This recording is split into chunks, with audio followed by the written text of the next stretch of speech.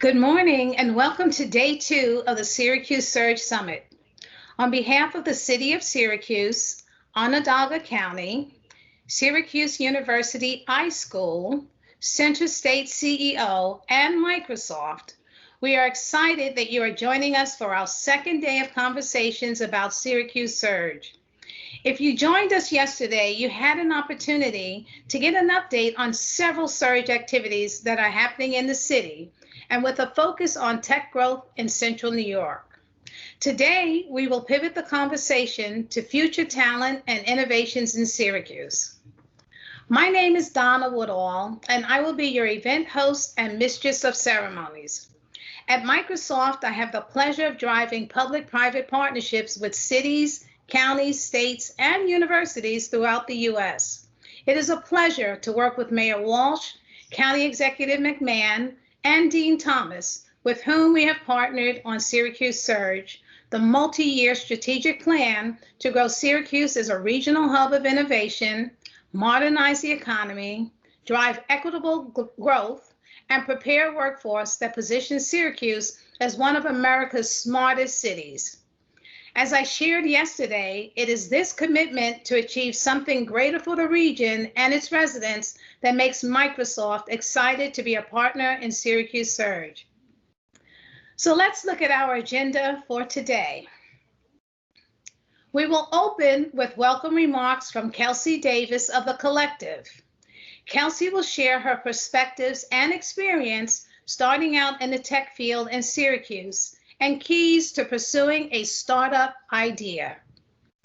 Following Kelsey, we will meet Anthony Fraiser of ABF Collective, a tech entrepreneur who will share perspectives on diversity in the tech field and how to create more inclusive opportunities in technology for people of all backgrounds. Next on our agenda, we have Emily Stewart, who joins us from the Museum of Science and Technology, also known as MOST, who will moderate a discussion about cultivating future technologists and innovative thinkers, and some of the local programs and investments that are being made to create educational infrastructure that enables emerging tech fields. Then we will go to a Syracuse Minute, a brief update from Nick Lissy, the Business and Higher Ed Liaison for Careers and Technical Education at Syracuse City School District. Nick will share some of the unique programs and opportunities for local tech companies and higher education to partner. Following the Syracuse Minute, we will take a brief 5-minute break. And when we return from the break, we will give instructions on how to join our breakout sessions. The first is Social Justice in Tech, and the second is Creating Career Pathways in the New Economy. Now, please don't leave us after the breakout sessions. Come back for another Syracuse Minute to hear Marcus Webb, Central State CEO's Economic Inclusion Fellow, who will talk about tech and culture, attracting and retaining talent to build a network of diverse professionals. Then Anthony Fraiser will return to moderate a conversation with some dynamic tech entrepreneurs who will share the lessons they've learned on their journeys to success. We will close out with our tech rally led by Dr. Johanna Rogers, who will enlighten us about what is coming up and how you can get involved. Now, before we get into the program, I want to cover just a few housekeeping items. Please keep your phone and camera on mute. If you have questions, we ask that you please post them using the chat feature. And speakers, since we have a lot to cover today, I will give you a 5-minute warning towards the end of your segment. And now, I'd like to introduce Kelsey Davis. Kelsey, please join us. Mode, where essentially I was just a student who identified a problem and had other students around me who had that same problem, to be able to actually figure out, okay, what's the solution around that? How do I do customer discovery? How do I do legitimate market research? How do I actually go about product development? How do I find a team? And so I had to actually look into the Syracuse local entrepreneurial ecosystem in order to find out about a lot of resources that can help me build. And there were just so many things that I didn't know. So some of those communities for me had to do with different incubators, different accelerators. One of those for me was the Tech Garden. And it was just really an important space to be able to have ideas that could be incubated and to be able to have a safe space to fail. When we think about entrepreneurship overall, that's really all it is. It's an environment where we have the ability to push things forward, to implement and to execute, but it starts at the ideation phase, and being able to have a safe space of being able to whether it's drafting out a million ideas, but to also have a community of people who can mentor you, who can guide you, who can give you the actual direct knowledge, information that you need, but as well as the capital, right? So that's something that's also really important as entrepreneurs, especially entrepreneurs of color.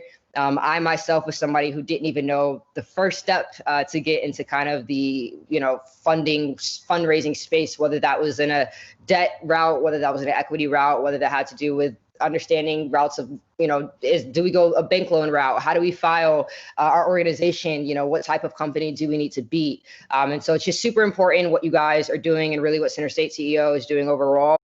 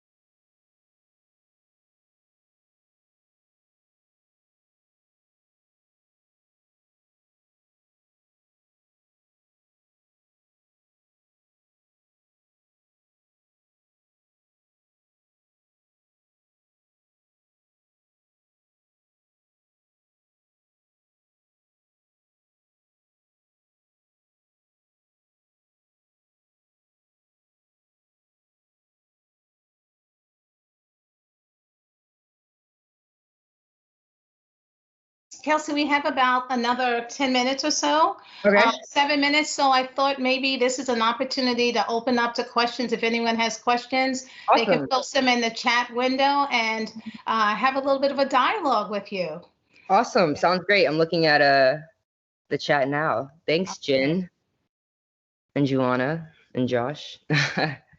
Yes, you are a superstar. Well, tell us, what was your transition like coming from Atlanta to Syracuse? How did you make that adjustment? I know you were there for school, but what were the criteria that you used to make this decision, not only to go to Syracuse, but to stay in Syracuse?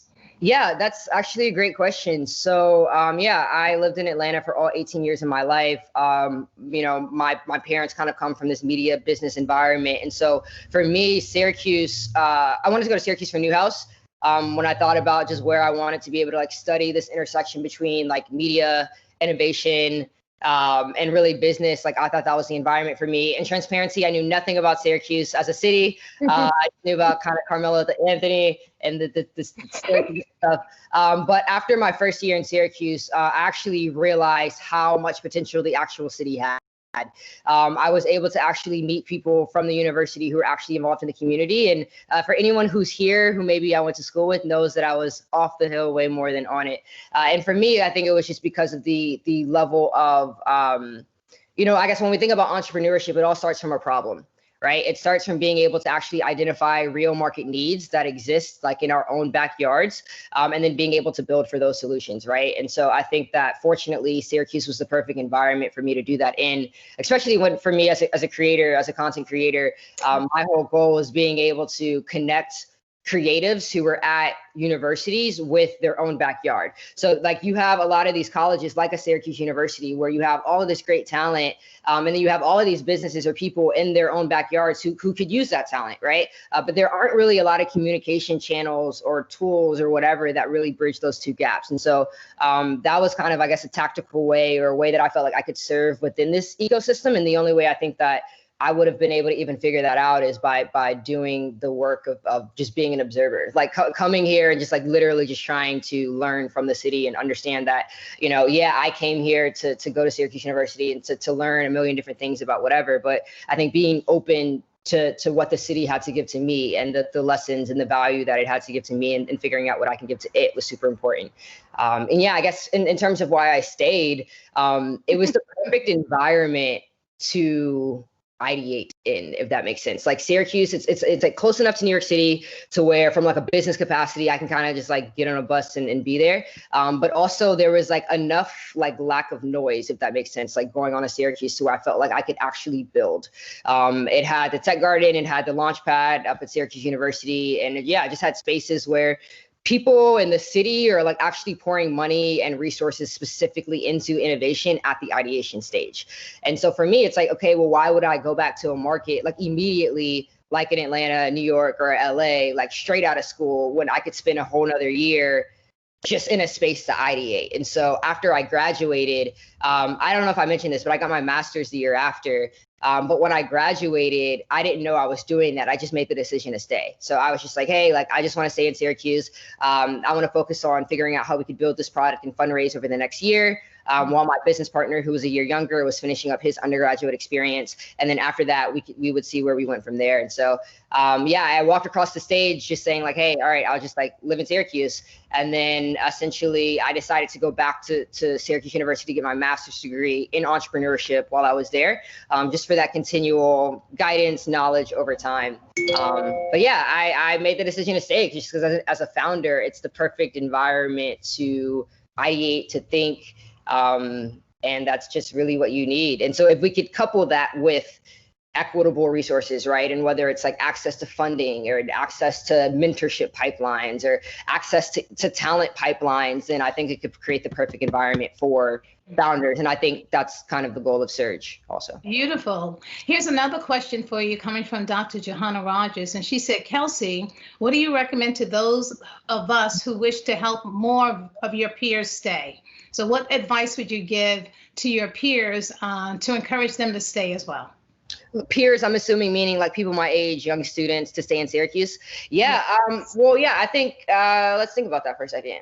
I think that when we look about, okay, what are our alternatives in relation to what we're trying to do? I think specifically in a pandemic environment, people are thinking right now, where does it make sense to live literally just for the sake of like what I'm trying to build, right? Or like what I'm trying to do, right? So I think when we think about the things that we used to think we needed from cities, whether it was like, oh, like I just want to be in the super big city so that I could do X, Y, and Z, like Z or whatever. Like a lot of those things are now starting to be peeled back and stripped back. And people are actually starting to think like, what are my actual intrinsic values, whether it's around family, whether it's around sustainability, whether it's around like, yo, I'm not trying to pay $1,500 per month or a month for rent, right? And like if you're a young student and you're trying to figure out, you know, what's a city that makes sense economically to live in at this age, but then also operationally, that was something that we thought about. Like, we're building a software company. Like, does it actually matter where we live? Like, what operationally makes sense based on the actual tangible resources that we need? And so I think when we started thinking critically about that, it was like, why not Syracuse? And on top of that, you know, we already had all these connections, you know, having gone to the university, having been in the tech garden, you have people that want to help. And a lot of cities aren't naturally built like that. Absolutely. And then the last question is from Chrissy Rizzo, who says, would you be willing to connect with young people in Syracuse who can learn from your story of being an entrepreneur while in college? And if so, how would they get in touch with you? Yeah, for sure. If there's any young people who would just talk to me or who want to talk to me about like what it's like to be an entrepreneur in college, I will definitely, love to talk to you about that. Honestly, I'm not going to lie, like it's super difficult, primarily only because the higher education system isn't built for entrepreneurs. It's not necessarily built for people that to like ideate, to run wild. And so oftentimes entrepreneurs, I also have ADHD. So growing up, I was that kid in elementary school who was just always in trouble, disrupting class, et cetera. And as entrepreneurs, that, we're promoted for that, right? We're valued for that because disruption is good in our type of environment, because it means that we're breaking through new barriers. It means that we're ideating, we're creating new structures and new systems. It could be difficult, however, when you're in those higher education environments, because that's not scalable to them, right? So I think if anything, I think focus on really being able to be secure in self, being sure about what it is that you want to build, why you want to build it, being really cognizant about, what is it that I need in order to build it, and thinking about those things from a very individual level prior to getting into it, because I definitely think that, it's a roller coaster. And it's great and they're capable, but the only way that you're going to really be successful is if you believe in you, because it's a lonely road in entrepreneurship. And so just really making sure that you're always in an environment of checking in with self. You're able to build a really great team around you, really great mentors, even within the institution. So let's say they go to Syracuse University, being associated with somewhere that like the Launchpad, just being around other entrepreneurs, just so you don't feel crazy all the time is the main advice. But I put my email in the chat, so definitely feel free to reach out there or on LinkedIn as well. Absolutely. So that's Kelsey at CLLCTVE.com. Kelsey at CLLCTVE.com. Well, thank you for that, Kelsey. You are an inspiration, and for sure you can mentor others at all age groups. With that, can you please introduce Anthony? For sure. Cool. So with tons of decades of experience in tech, media, and speaking and coaching, inspiring entrepreneurs and students from underserved groups, Anthony has developed a thoroughly different worldview. He shares with listeners and readers that success isn't something external, but comes within. You can create your own luck no matter your background or lack of experience. In USA Today, he was described as a translator for his ability to relate and inform communities that are largely excluded. He finds the threads between lessons he learned in the hard streets of Newark, New Jersey, to the innovation clusters of Silicon Valley. He serves as the entrepreneur in residence of Newark Venture Partners, a fund backed by Audible, Amazon, and helps attract innovative tech startups to Newark, New Jersey, and incubate promising local talent.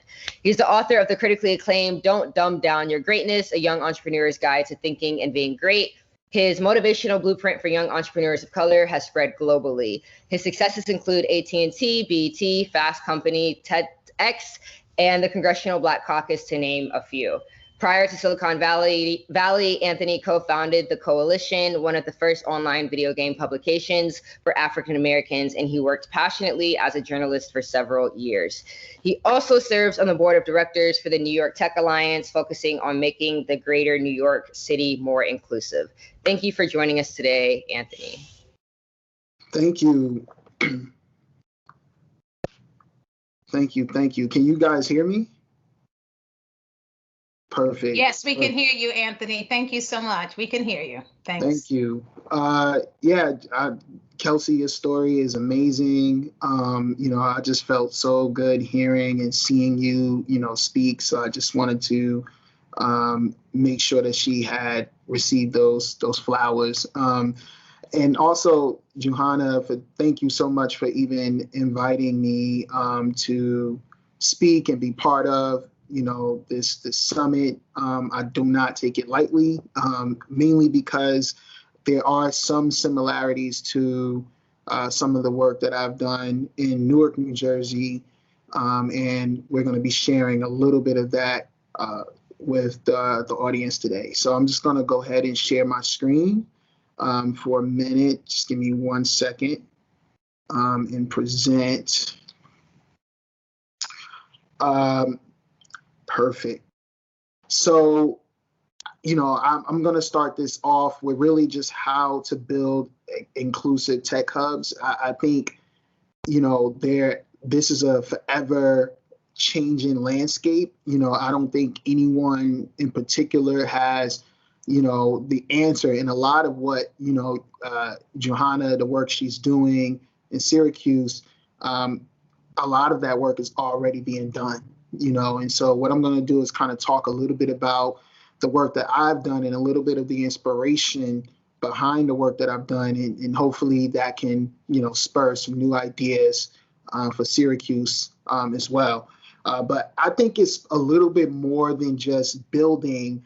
I like to call it planting seeds, because really a lot of the work that I've done, early on in Newark, we're planting seeds for things that come later and become larger things that I myself don't even have involvement with. And I think that that's something that we can't, forget, because I definitely have witnessed a lot of communities where, there isn't really one person who runs the community. Like, a community is a community, meaning like people take the ball and run with it, so that's really what I encourage for anybody looking to build any sort of community, especially a tech community, is learning how to plant seeds so that these trees or these plants or these clusters can grow even when you're not present to help them grow. And so, who is Anthony Fraiser? You heard a little bit of that intro. I'll be honest, that intro made me sound way bigger than I thought. But really, I am an entrepreneur, a tech entrepreneur. I've been a tech entrepreneur for over 10 years. Some people recognize me early on when I kind of started my journey. I was in CNN Black in America. And so you can see me in Silicon Valley, embarrassing myself on television, pitching a startup, not knowing what I was doing. And at the time, I was the CEO of a company called Play, which was in the video game space. I'm the founder of Brick City Tech, which is, my, local meetup group, which you'll hear a little bit more about in a few seconds. And then also, like Kelsey mentioned, I'm the entrepreneur in residence of Newark Venture Partners, which is a local venture capital firm here in Newark. And also just named one of the top 10, venture firms to invest in underrepresented audiences, underrepresented people in America by Crunchbase. And so a lot of that work that I've been doing as an entrepreneur in residence, that kind of speaks to that, because a lot of what I've been doing was looking to get more underrepresented people funded.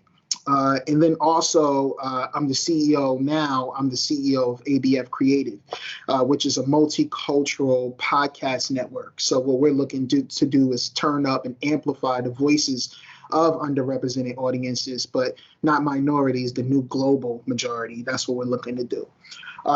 So this is when I was in Silicon Valley. Part of that documentary was sold at O'Brien. You can see me in the back. And I was young, fresh kid coming straight from Newark, New Jersey, and knew nothing about tech, knew nothing about Silicon Valley, but I was like a fish outside of water. And I remember going to a local coffee shop, and there's this kid there programming and coding, and we became really good friends. And then let's say maybe a month later, I see his face on the cover of TechCrunch because he sold this company for about $20 million. And I was just like, where am I?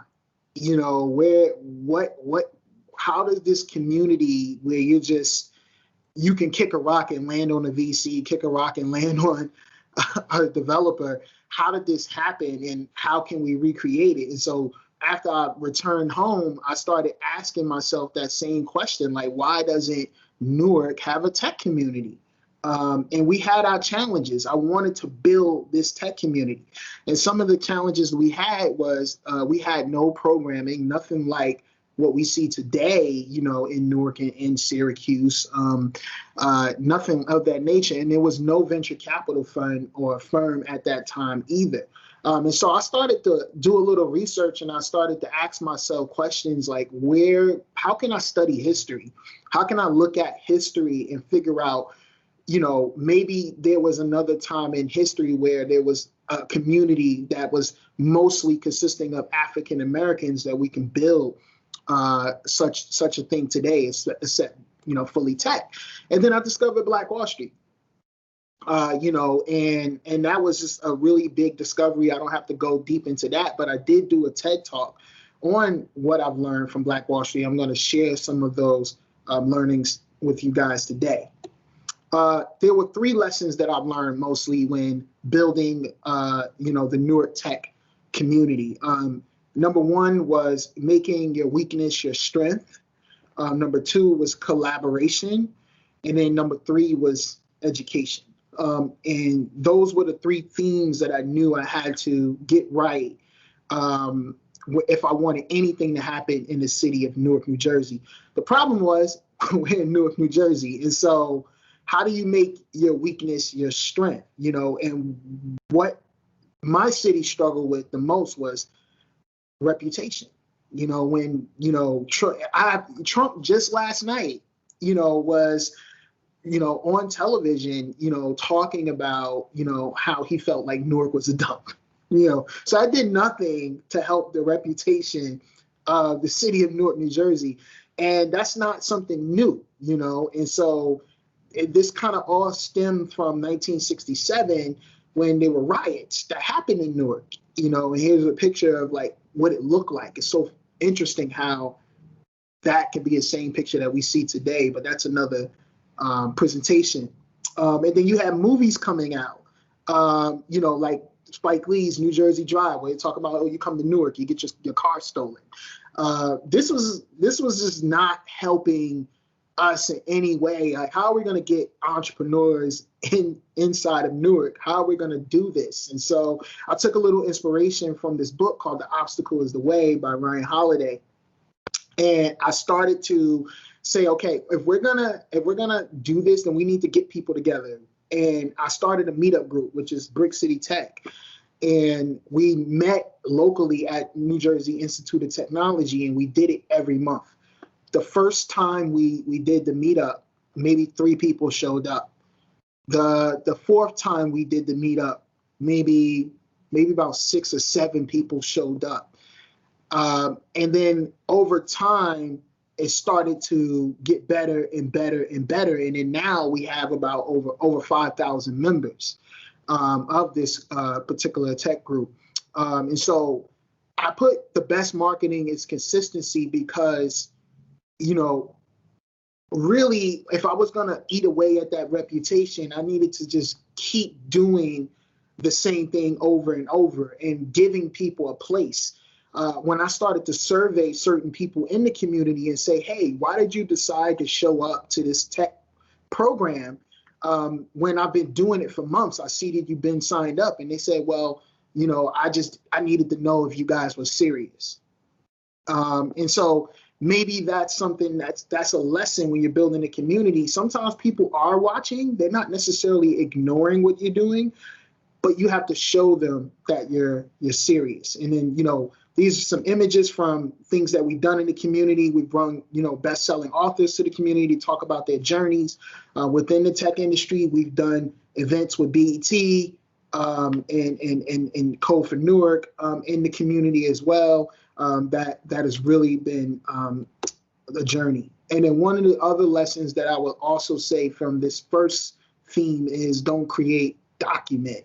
I think a lot of time, we want to create this content that we feel like is going to attract the most people to our group or our area or our community. Really, what you need to do is just document what you're already doing, and that is the content. So don't get wrapped up in content creation. Just get more wrapped up in documentation. Just put out the images of, when we go to the former slide, like when I show people this, it kind of creates some form of missing out, some form of FOMO.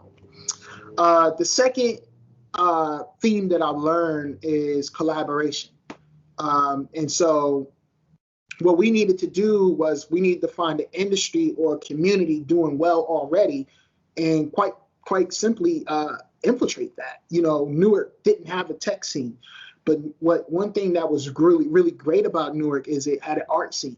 So I don't know what is the greatest asset in Syracuse, tap into it, or what's the second best community in Syracuse, tap into it. So for me, it was the art community. So I knew, like, if I wanted to build anything tech, how do I get people from the art community to collaborate with this small tech community that I'm attempting to build in the city of Newark.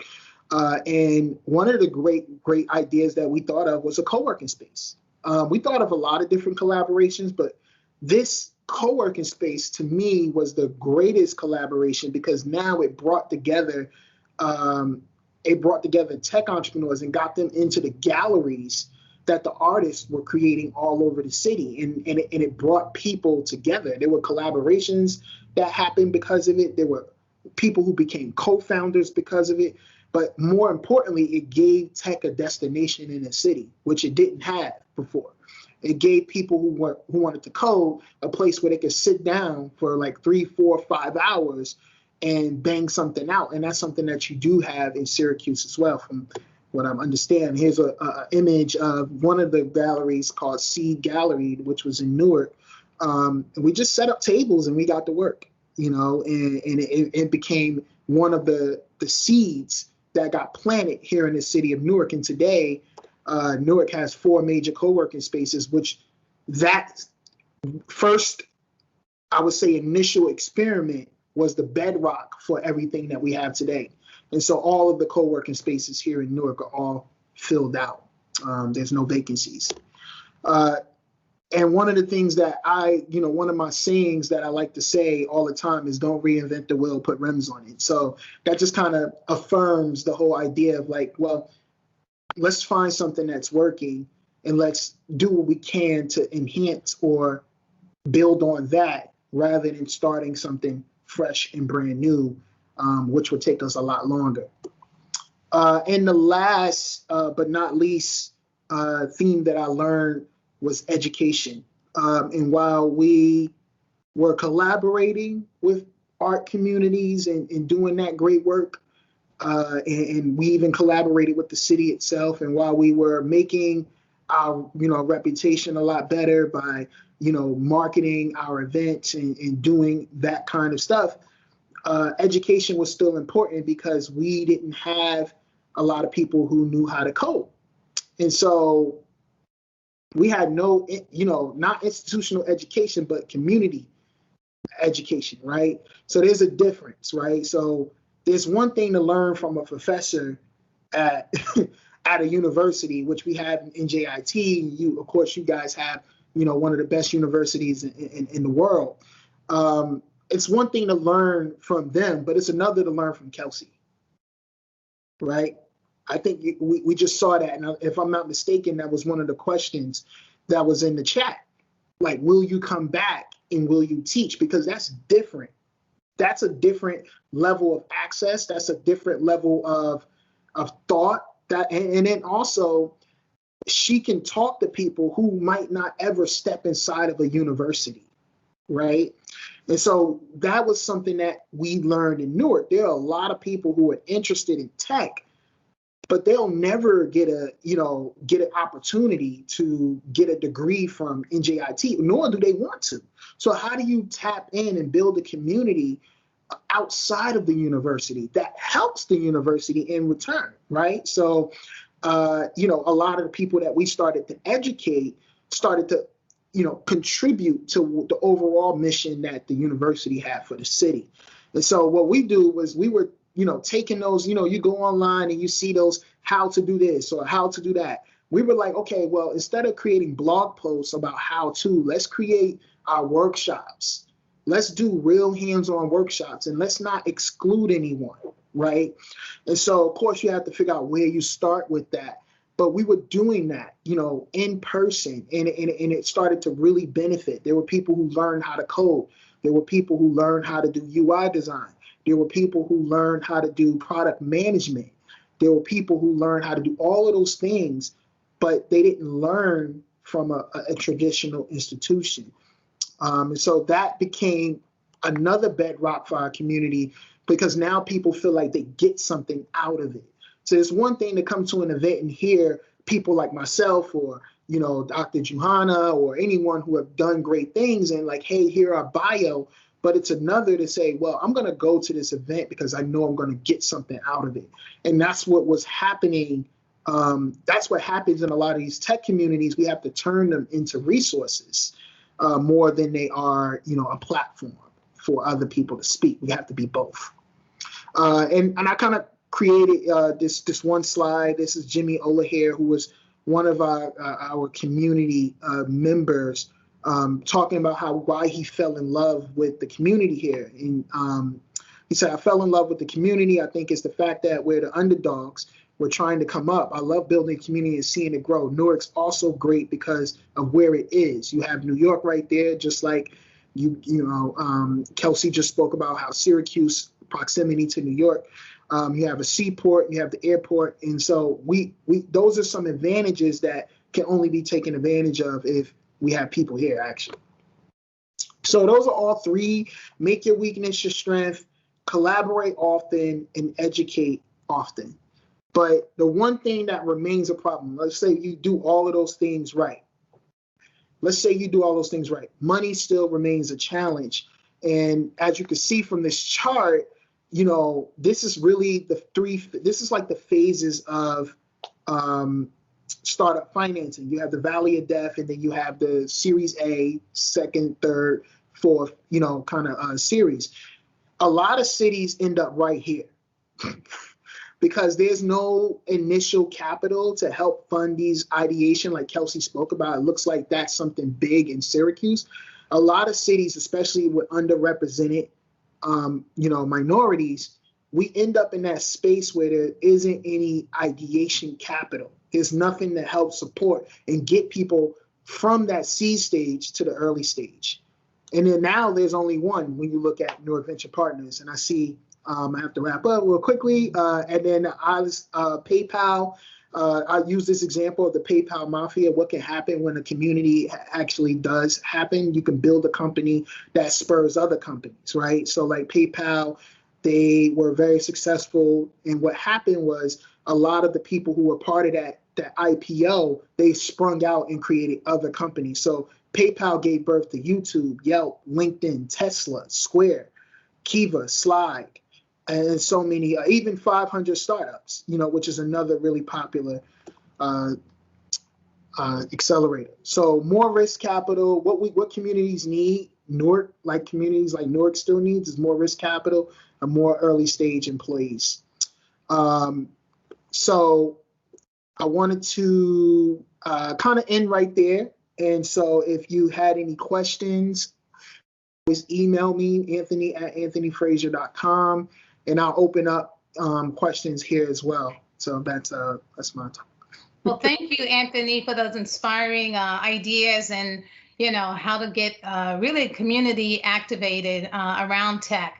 And that leads to one question we'll ask you now, and then we're going to get into our next segment. And it's coming from Dr. Rogers, which is, how do we spark a similar movement in Syracuse? What do you recommend?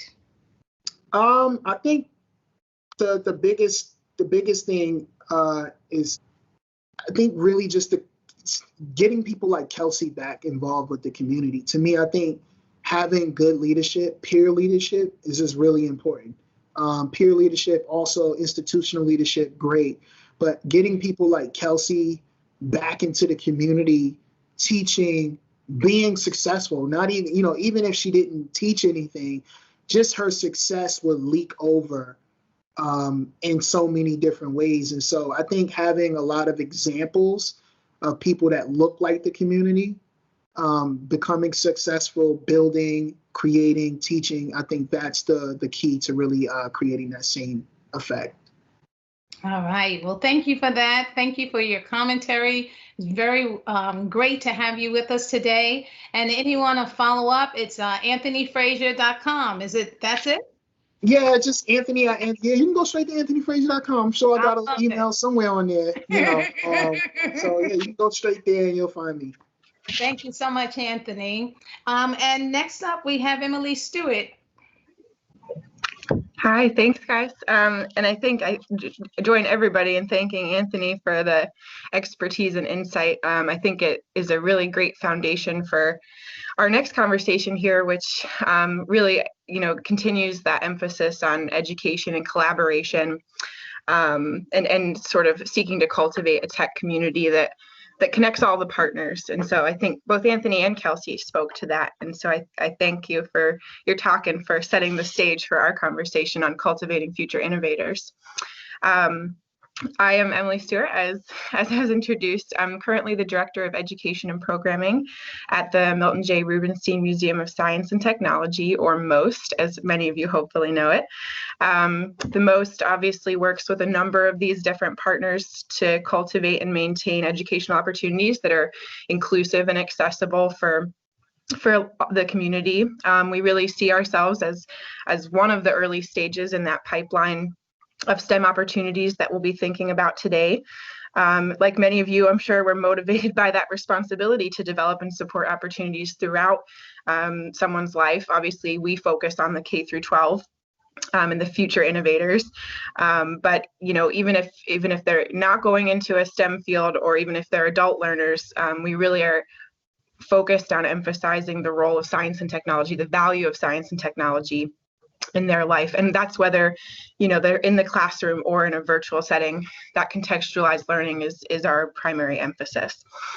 So today I'm joined by a number of different panelists, different education providers who can help me speak to how we can cultivate this network to produce future innovators. So I'm going to briefly introduce the panelists, and I'll ask them, of course, to be mindful of time, as we have about half an hour here to talk about these things. And we want to have time for everyone to speak, as well as hopefully for some Q&A. And I think based on yesterday's sessions, the way we'd like to do the Q&A is to have you in the audience type questions in the chat as we go along, and then towards the end we will pull those some questions out for the panelists. So I'll introduce these folks briefly, then they can speak a little bit more to their backgrounds as they answer questions, hopefully. So first on the panel, we'll welcome Bob Leslie, who is the Director of Career and Technical Education, CTE, at the Syracuse City School District, who'll be talking to us about STEM curriculum and opportunities in the district. We'll also hear from Bill Brower and Amanda Miles at Lemoyne about the Erie 21 initiative and other career programs there. We will also be joined by Tim Penix, the Vice President at SUNY Education Opportunity Center, the EOC, to talk about non-traditional paths in the EOC lab a little bit. And last but not least, we have Art Thomas from the Center for Career Services and Experiential Learning at SU's School of Information Studies, the iSchool. So he can speak to those sort of innovative academic programs at the university level. So we'll get right into our conversation here, so thinking about time. So the first question we want to ask is to Bob. And so we just want to sort of get a sense of what kind of programming exists in the Syracuse City School District for students who are interested in science and technology. And for students with an aptitude in those fields in tech and engineering, what kind of opportunities they have for internships or work-based learning, those kinds of things. So I will turn it over to Bob to speak more about that now. So thank you, Emily. I appreciate the opportunity to be here to speak about the career and technical education programs at Syracuse City. So currently, Syracuse City is housing 27 different career and technical education programs for students that start in the 9th grade. And we have a real focus on tech. We offer cybersecurity, computer forensics, computer information systems, geospatial information systems, RPS drone, and some of the other ones are going to be leaning towards a little bit more in the health field with some of our tech fields.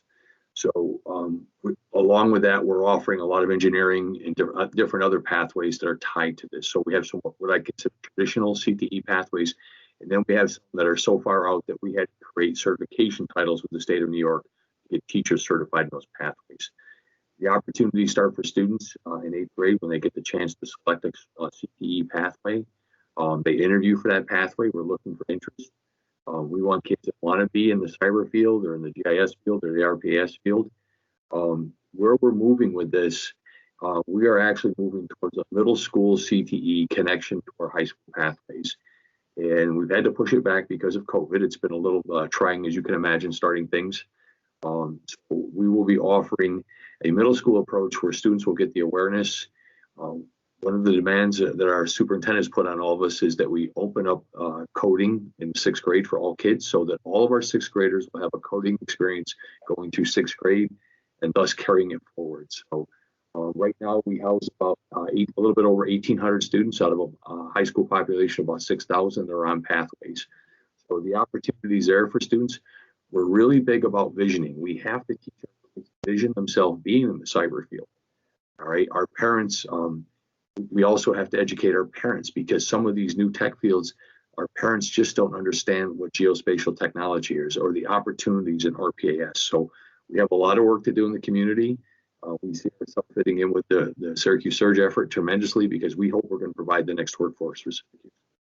So that's great, and I think that speaks. You know, we obviously work a lot with the district, and so I think we're all working for the same things here. And to that end, actually, my next question is for Amanda at Lemoyne. So at the beginning of 2020, Lemoyne launched the Erie 21 initiative. And so I'm hoping that Amanda can just tell us a little bit about the program and its goals, being a new program where I think we're all excited to hear its goals and how it's going. Yeah, absolutely. And thanks for having us today. And Bob's a great act to follow. We've been working really closely with Bob over the past few weeks and his team. So there's a lot to share, but I'll try to give you kind of broad strokes overview, and happy to answer questions for anybody offline later. But so Erie 21 stands for Education for Our Rising Innovation Economy in the 21st Century. And so it is funded through the Urban Revitalization Initiative through New York State. And we also have various community partners who support us, both public and private. And really, we try to tackle the twin problems in this region of our persistently high poverty rates in Syracuse, but also the inability of employers to attract and retain those skilled workers that we need to fill these jobs that are currently open, and as we've been talking about for the past few days. So just as the original Erie Canal brought tremendous economic growth to this region in the 19th century, we're hoping that this new modern version is a play off the Erie Canal and will do the same. And we're already headed on our way to doing just that. So we have a projected economic impact over 10 years of roughly 1,973 jobs being filled or hopefully created through our work with industry partners, and also roughly $645 million coming in through that. So totaling about $1.8 billion in economic activity is projected over the next 10 years. And so we plan to do that through a few different things. Just like the Erie Canal had locks along the way, we have kind of 4 different locks. So we take a multi-level approach to working with students of all ages. So we have intervention, where we work closely with Bob and the CTE team at the Syracuse City School District, as well as with Alonzo Graham and the teams at Syracuse Academy of Science for what are called Locks 1 and 2. Lock 1 focuses on middle school students, and Lock 2 focuses on high school age students. Both locks ultimately provide academic support for the CTE curriculum that the students are receiving in their classrooms already, but we also support the student learning with wraparound services, social emotional development, career and college prep, you name it. We're working really closely with the schools to identify where they need that support.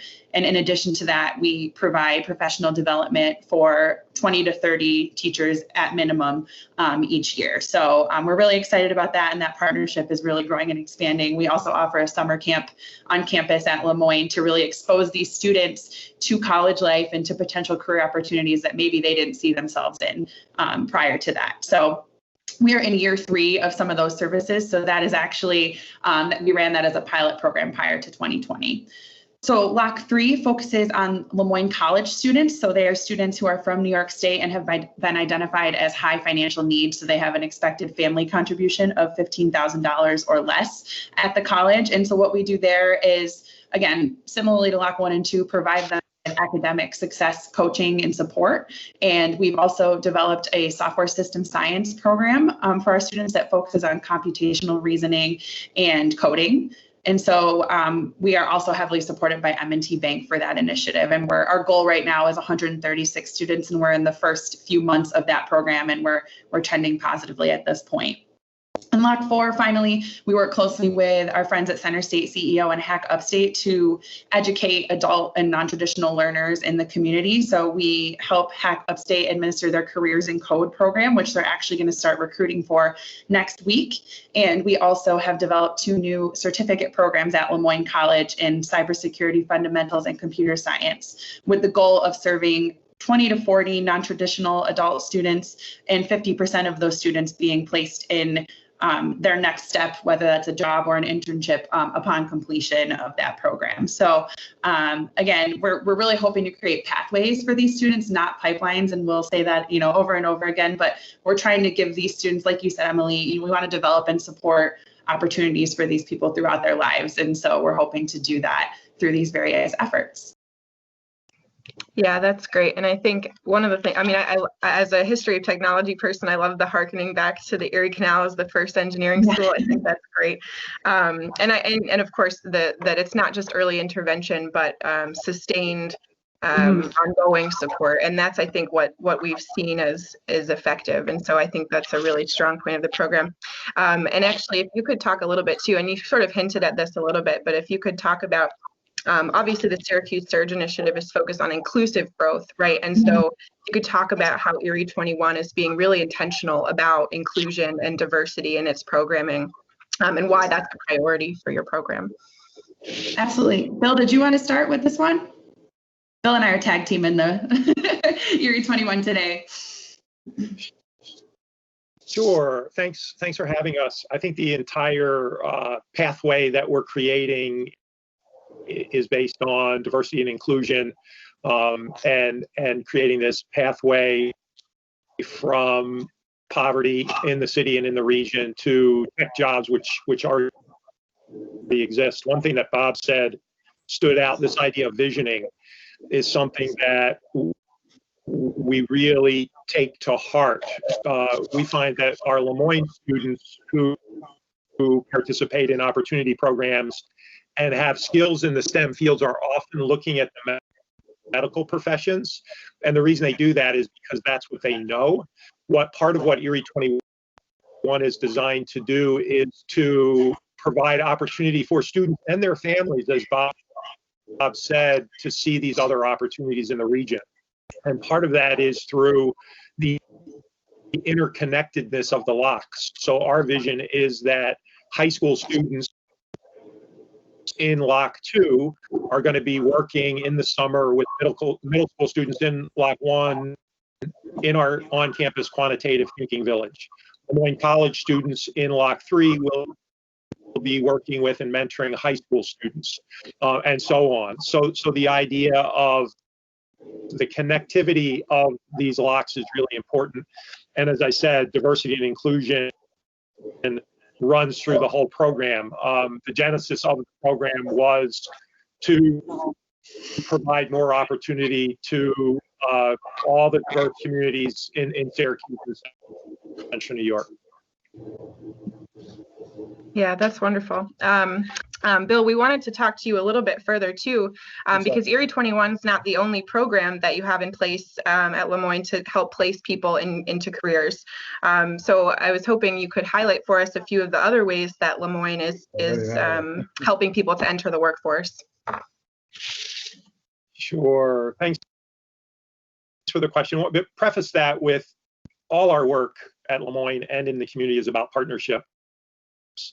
So when we think about Erie 21, we have partnerships, obviously, with the Syracuse City School District, Center State CEO, McNey, the state, the county, the city, and our corporate partners and funders. And you know, the same is true with this next program I'm going to talk about. So we've partnered with Center State and other organizations in the city, the Syracuse University English Language Institute, La Liga, Bob Schools, Jobs Plus, to create a program called Welcome Back.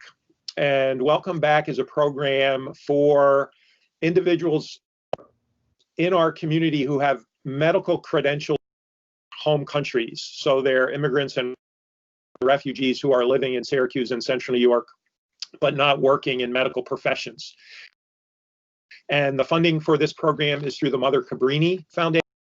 And we're currently working with 46 international medical graduates, many from Cuba, but also from Ghana, the Congo, Serbia, China, Russia, Uzbekistan, Brazil. And they have a variety of medical degrees in their home countries, from MDs to nursing to other medical credentials, and about 30% are currently unemployed. So what Lemoyne is providing is career and education advising, ESL support, test prep, tuition funding, career advocacy, especially with Center State as career advocacy, medical terminology classes. There are so many things that go into enabling folks with these international medical credentials to be credentialed in the United States. It's hard. It's hard to get these recertification credentials, because often individuals who have the credentials can't get access to their transcripts. So we're developing processes to help them with that. I'll talk about 3 little vignettes. One of the participants in the program is a physician who worked in Brazil and Venezuela. When he came to the US, he got training in Florida to be a medical assistant, a phlebotomist, and an EKG tech. He got his GED. He can't get a job with those credentials because he doesn't have experience in the US and he needs English language support. So he's working at a restaurant in Destiny. Another participant's a doctor from Brazil who came to the US in 2016. He was working as a medical assistant, but found he could earn more income as a truck driver, and that's currently what he's doing. A third was an MD in Cuba for 28 years.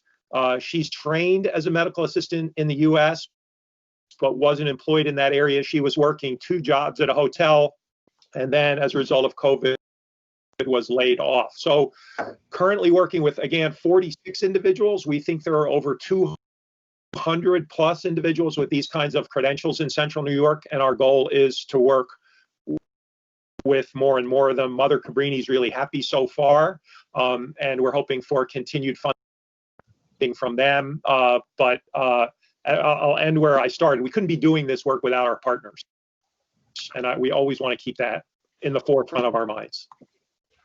Yeah, and I think too, those vignettes, while of course we're talking about all the work we are doing, I think the vignettes point to, you know, the work we still have to do. So I think that's powerful. And I think we have Tim back now, so I'd like actually to hand it over to Tim to talk a little bit about the same sort of career prep, but with SUNY EOC program. So I'll hand it over now. Can you hear me, first of all? Can you hear me? Yeah, we can hear you. Okay, great. First of all, I just want to give a brief overview of what the EOC is, and I know I'm going to be pressed for time. But the EOC is a result of the civil rights movement. We're a network of centers, all in urban areas, targeted for populations that are either underrepresented or disadvantaged, with the sole purpose of providing them academic preparation as well as workforce development. And with that, again, as we talk about inclusion into the workforce, and in particular workforce development, and particular at this time, we're in probably the most vital time for our mission.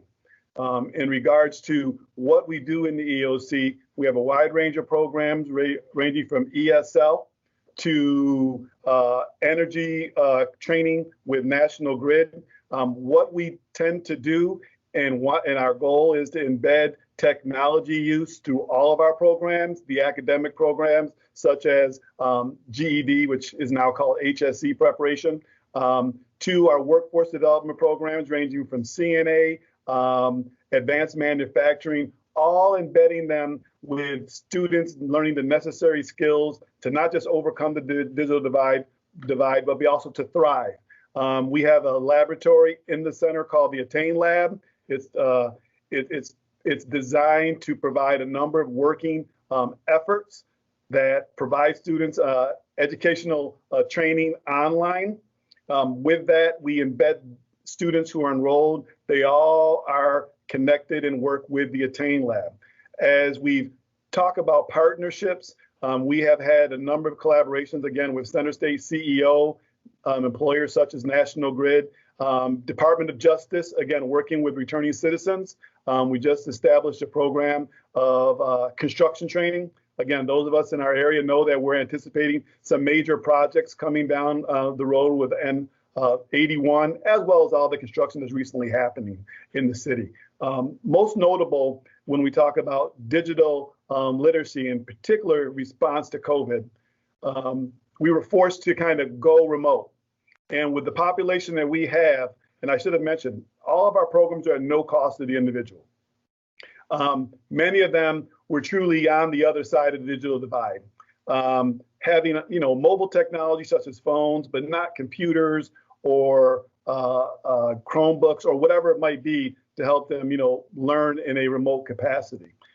Through a relationship with Center State, and we're very thankful for it, we're able to obtain 80 computers to work with those students. Our overall enrollment on average for the past 5 years have been roughly around 1,200 students a year that we work with.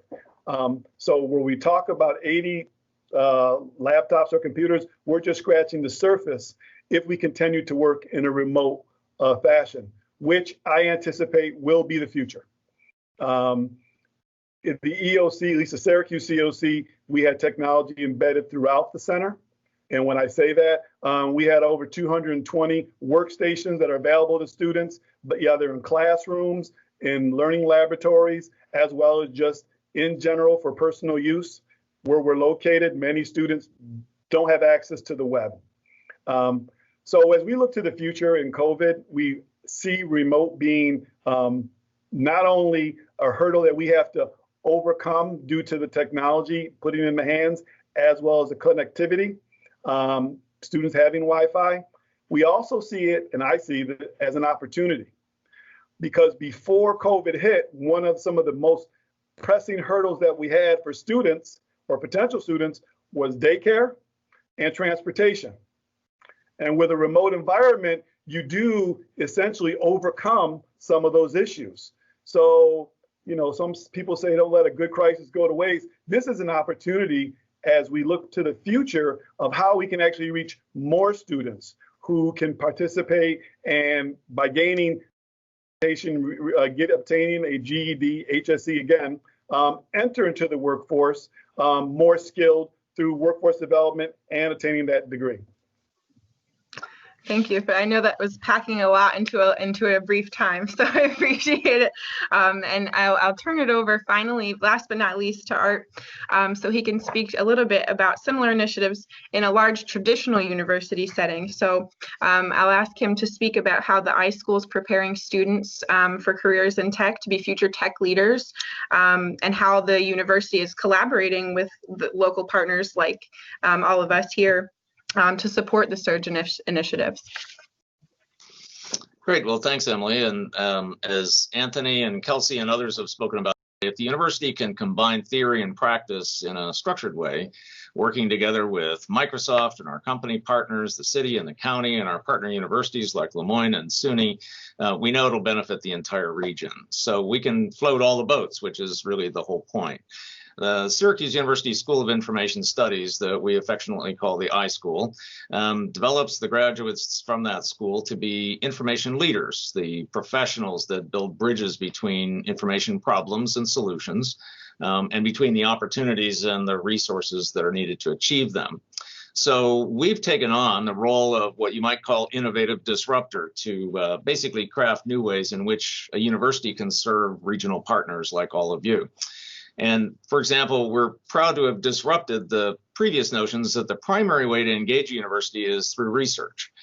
Instead, what we've developed is an innovative framework for practical, for multidisciplinary and very pragmatic projects that will drive research, yes, but also innovation applications and solutions in the greater Syracuse area.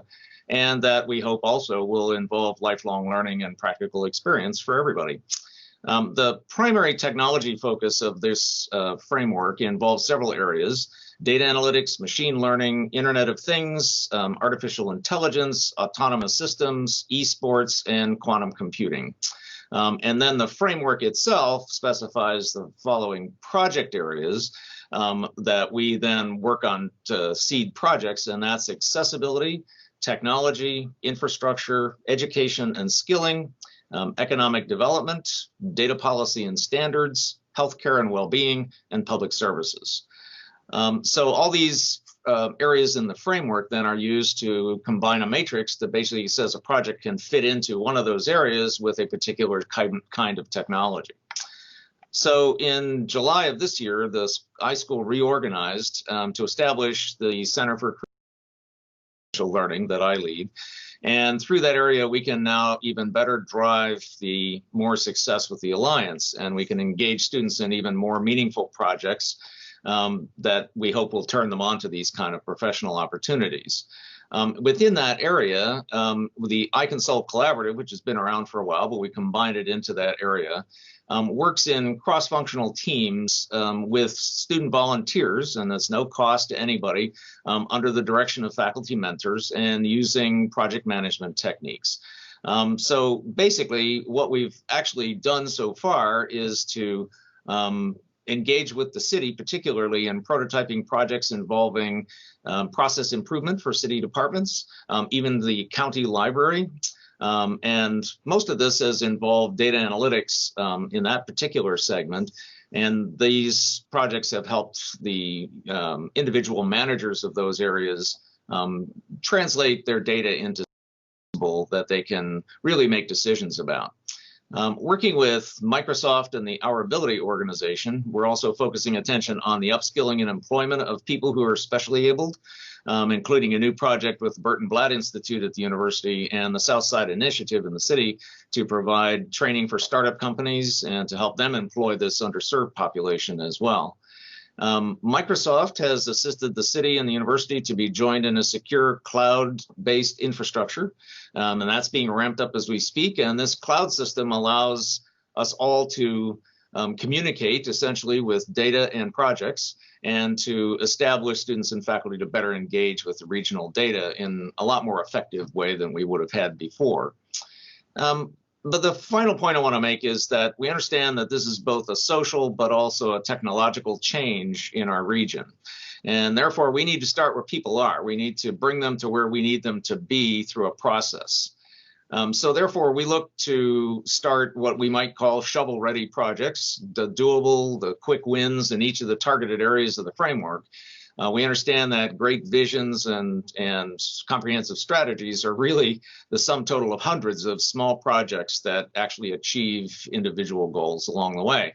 So the iSchool pulls on all the threads of the university to address issue after issue and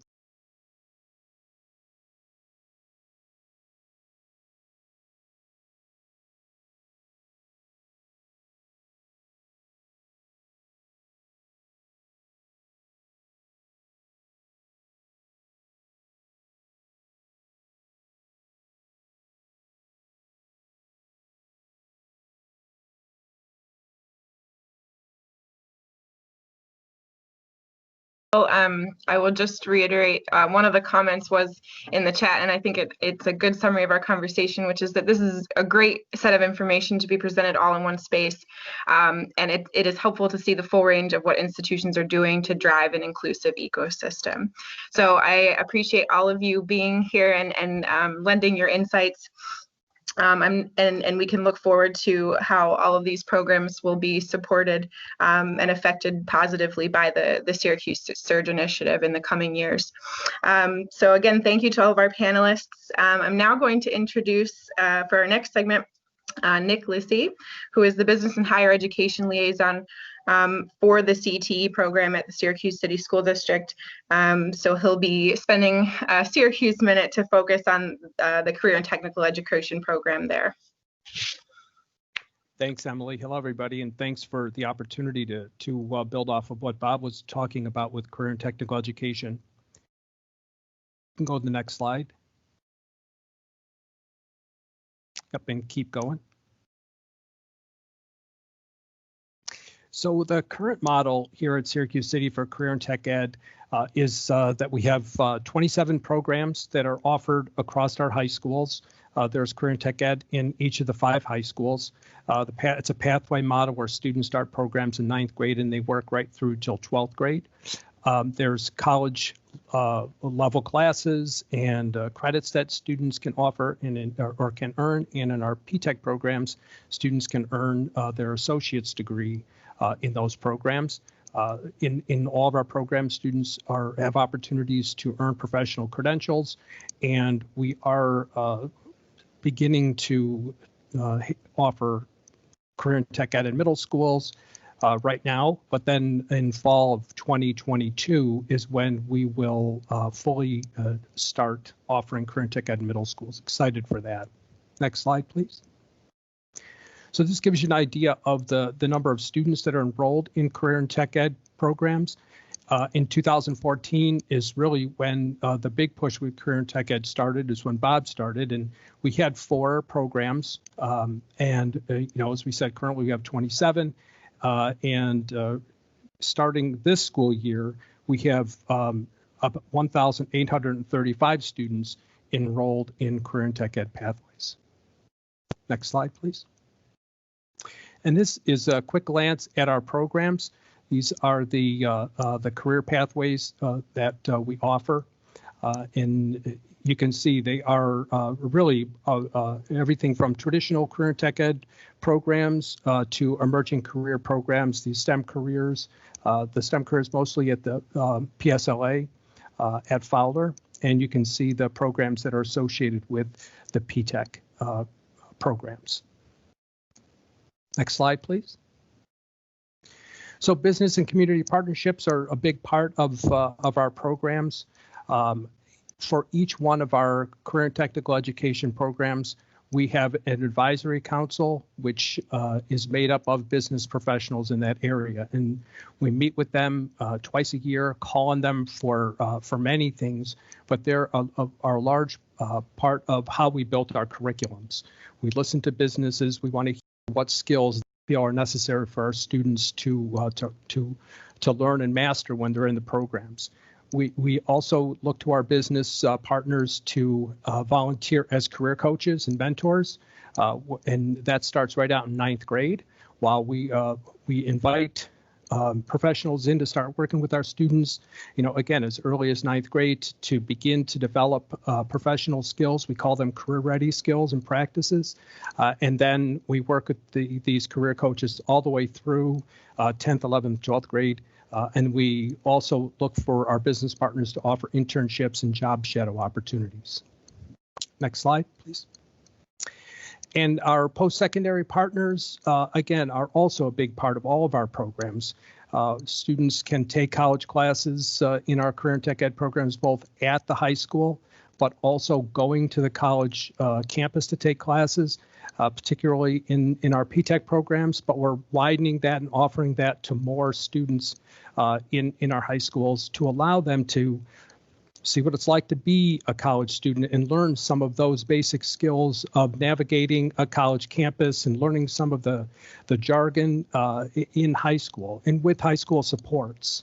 Again, our P-TECH programs do offer students at no cost opportunities to earn their associate's degree. And we're partnered in our P-TECH programs with Onondaga Community College, SUNY Broome, and Mohawk Valley. And again, all of our students have a chance to earn professional credentials. Our CT curriculum starts with, we want to know, what do our students need to know when they finish? And so that's where it all begins. There are industry standards bringing professionals build these curriculums and change them as they need to be. We incorporate in all of our programs career-ready practices. Those are national standards that we use and are aligned with all of our programs, and they start in 9th grade and are woven through all of the projects that students do all the way through up through 12th grade. College credits, college degrees, national credentials, all opportunities for our students. And then our teachers all come from industry. and proud of all the great work that our teachers are doing with our students in teaching our students not only the technical skills that they need to know to be successful, but also those career ready practices. And our teachers come from business, so they need to kind of be teaching things. And so the district is committed to doing that and offering them professional development and an incredible intensive 26-day program that is helps them learn to be teachers. There's specific training that students or that teachers have with the SREB, the Southern Regional Education Board, and a member from that group comes in, and they're here in Syracuse, and they work with our teachers in the classroom as coaching them to become the most effective teachers that they can be. And the data is telling us that our students are engaged. Students are enjoying participating and being in career and technical education classes. Our attendance is higher than students that are not in career and technical education classes. The graduation rates are higher. And we're finding that our students are college and career ready. And so just in summary, again, 27 career and tech ed pathways. We continue to build strong partnerships with our businesses and our higher education partners, and we're seeing that more students are graduating, and they're graduating college and career ready. So thank you for letting me share all that information, and it's very exciting to be a part of a team to work with students, and I've worked most closely with the P-TECH programs here and continue to work with those students, and so proud of them, proud to see our graduates that are, many of them are working here in Syracuse and Central New York that have earned their associate's degree, and you know, bringing on the new group of ninth graders and be a part of that. Thank you for that, Nick. We appreciate your commentary here. And so now at this time, we're going to take a 5-minute break. So please, everyone, take a break, get your coffee, your tea, water, walk a little bit, you know, get in some brief exercise, if you will. And we'll all meet back here at 12:25 p.m. Let's give it 12:27. Let's give us a full 5 minutes. We'll see you back at 12:27. Thank you.